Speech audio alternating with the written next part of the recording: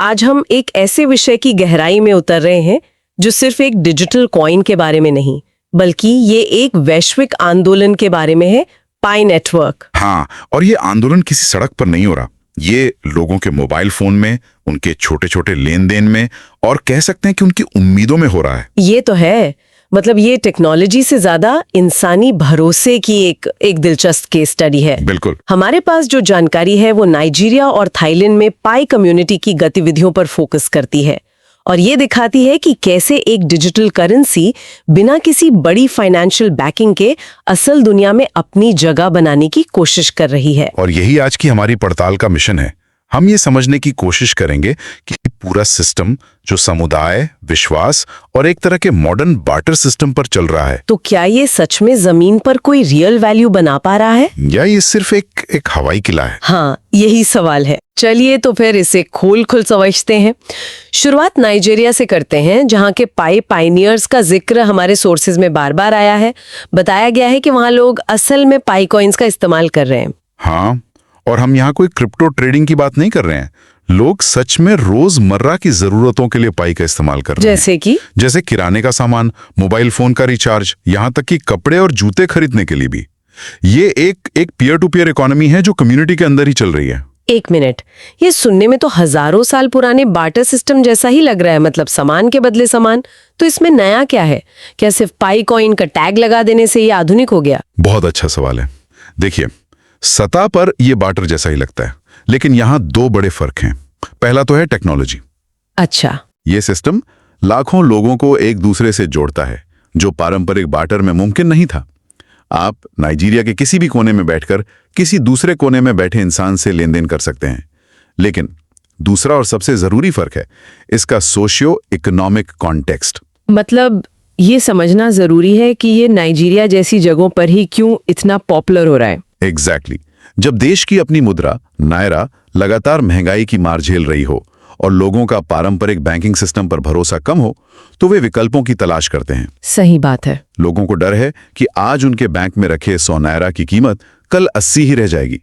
ऐसे में पाई एक विकेंद्रीकृत, मतलब डिसेंट्रलाइज्ड विकल्प के तौर पर उभरता है, जिस पर लोग शायद अपनी सरकार या बैंकों से ज्यादा भरोसा करने को तैयार हैं। हाँ, ये एक तरह का फाइनेंशियल हेज है, एक बचाव का रास्ता, और ये पूरी तरह से भरोसे पर टिका है।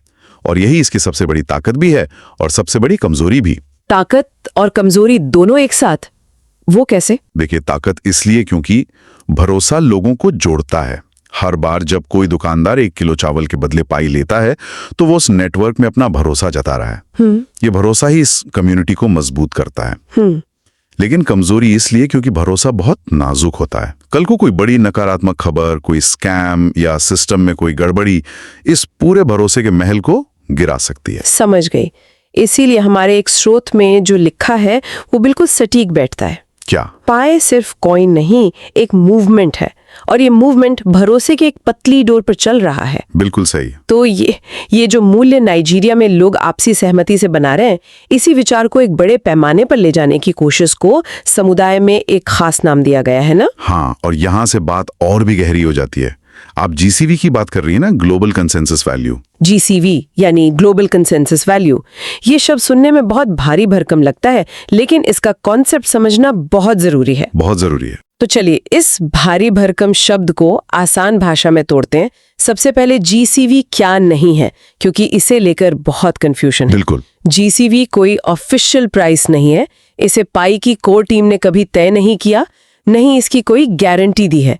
ये किसी एक्सचेंज पर लिस्टिंग की कीमत भी नहीं है। मतलब इसे पाई की एमआरपी नहीं कह सकते? नहीं, बिल्कुल नहीं कह सकते। फिर ये असल में समुदाय का एक सपना है, एक विचार है। अगर ये सिर्फ एक विचार है तो इसकी इतनी चर्चा क्यों है? इसे आप ऐसे समझिए, जैसे किसी छोटे बंद द्वीप पर रहने वाले 1000 लोग आपस में तय कर लें कि एक नारियल के बदले 10 सुंदर सीपियां मिलेंगी। ठीक है।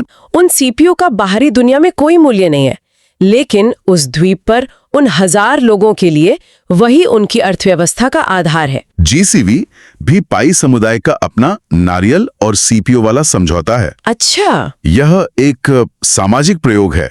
ये देखने के लिए कि क्या लाखों लोग मिलकर किसी चीज को मूल्यवान मान सकते हैं, वो भी बिना किसी सरकार या बैंक के हस्तक्षेप के। ठीक है, ये द्वीप वाली एनालॉजी कॉन्सेप्ट को समझने में मदद करती है, लेकिन इसमें एक बड़ा खतरा भी तो है।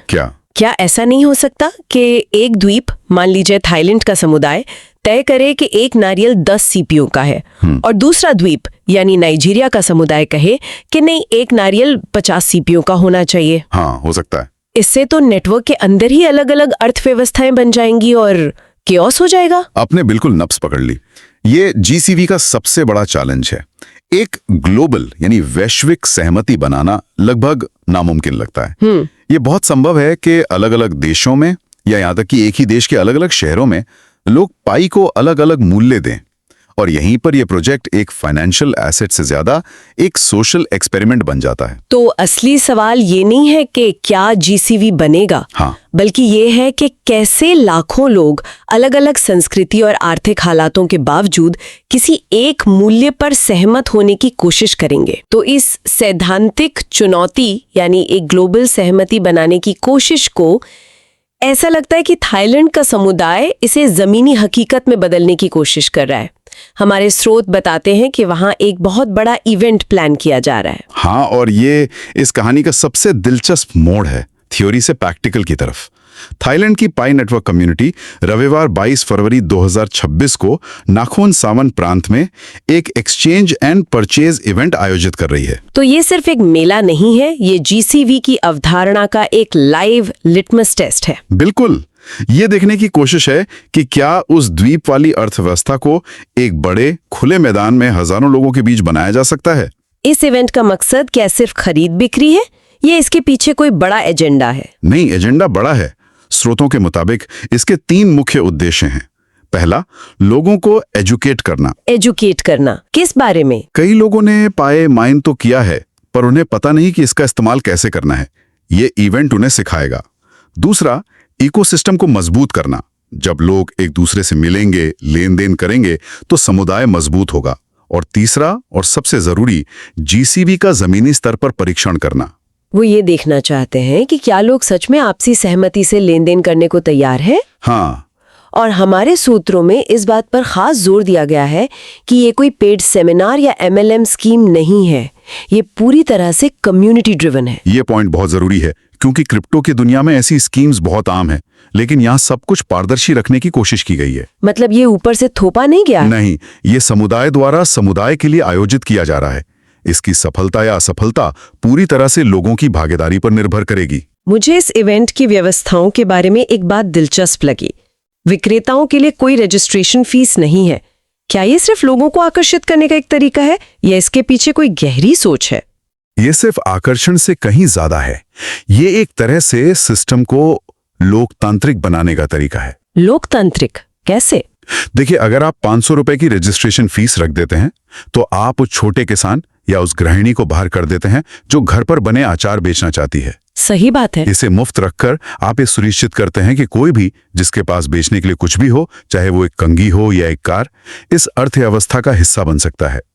तो ये बाधाओं को कम करने और भागीदारी को अधिकतम करने का एक तरीका है। बिल्कुल। और वहां बिकने वाले उत्पादों की लिस्ट भी काफी जमीनी है। खाने पीने की चीजें, कपड़े, हर्बल ड्रिंक्स, रोजमर्रा के उत्पाद। ये कोई डिजिटल एनएफटी या वर्चुअल जमीन नहीं है, बल्कि असली ठोस चीजें हैं। हाँ, बिल्कुल। और भुगतान का मॉडल देखिए, वो भी कितना लचीला है।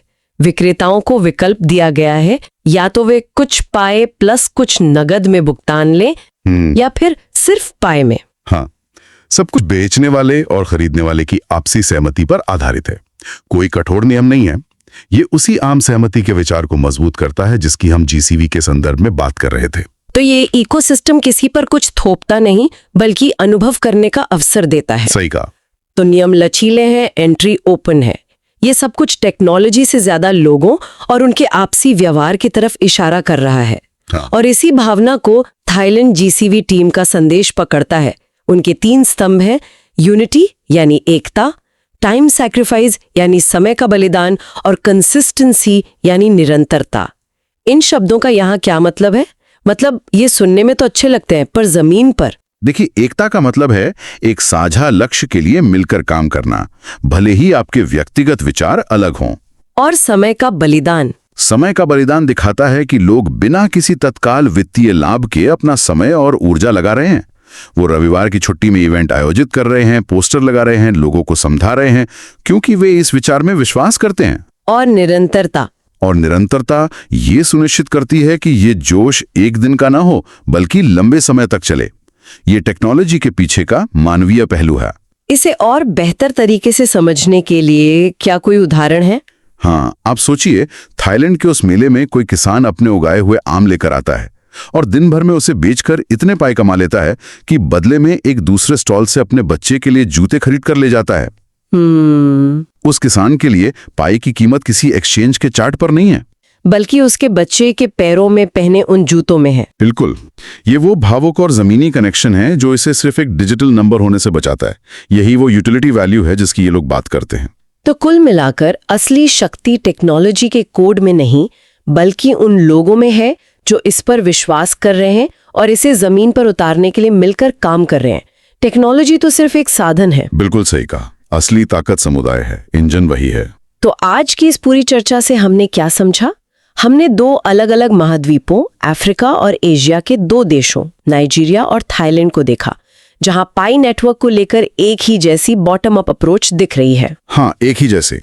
ये अप्रोच विश्वास, समुदाय और सट्टेबाजी के बजाय वास्तविक उपयोग पर आधारित है। हाँ, नाइजीरिया में ये छोटे छोटे रोजमर्रा के लेन देन के रूप में ऑर्गेनिक तरीके से हो रहा है और थाईलैंड में ये एक बड़े संगठित इवेंट के रूप में आकार ले रहा है, लेकिन दोनों का मूल विचार एक ही है। और दोनों ही उदाहरण ये दिखाते हैं कि पाई को केवल कॉइन माइन करने वाले ऐप के रूप में नहीं, बल्कि एक प्रयोग और एक आंदोलन के रूप में प्रस्तुत किया जा रहा है।